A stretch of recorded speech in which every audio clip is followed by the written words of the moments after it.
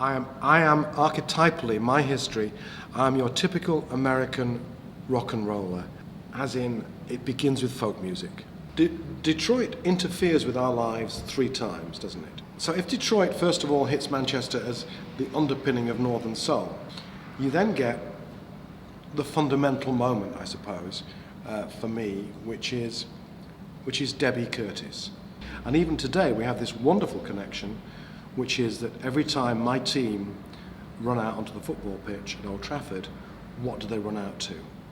Do you know what they play at Old Trafford? No idea, no. Lost for Life. And the third time this all comes round, and this is the piece of cultural history that I love, is obviously the house music thing.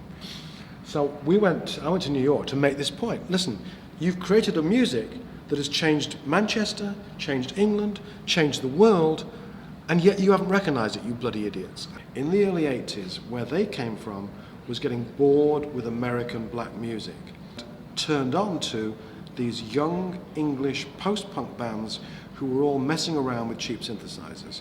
And the idea that they were driving around Detroit playing Depeche Mode and New Order on their car stereos, I find blissful. Somehow our own music had infiltrated over there and then constructed something which then came back and which then changed all our lives. You know, Northern Soul, Iggy, and then house music. It should be our twin city, shouldn't it? Eminem and White Stripes.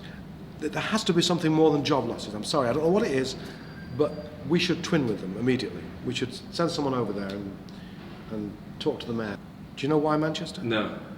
Dave Ambrose, great old A&R man. I suddenly met him on the street here in Manchester. And Dave, what are you doing back up here? Gotta go and see a band. I'm going, Dave, there can't be any more bands. Everyone's been signed. This was when World of Twist and bloody everyone had been signed. What is it about this town? And he said, I'll tell you what it is about this town, Tony. Manchester kids have the best record collections. Sort of 45 German noise albums. Then there'd be the entire Parliament Funkadelic collection. Then there'd be a really eclectic mix of Brazilian samba. And that was a Manchester record collection, where there were 4 boys with their guitars and a noise machine going, nye, nye, nye, nye, nye. And then they'd put the guitars down and they'd be down here in Fennell Street at Pips dancing.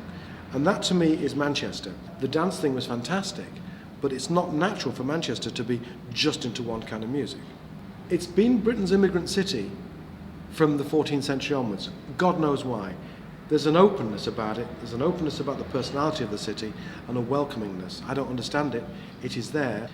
That's one of the things that grew the city, is that openness to influence and openness to outside people.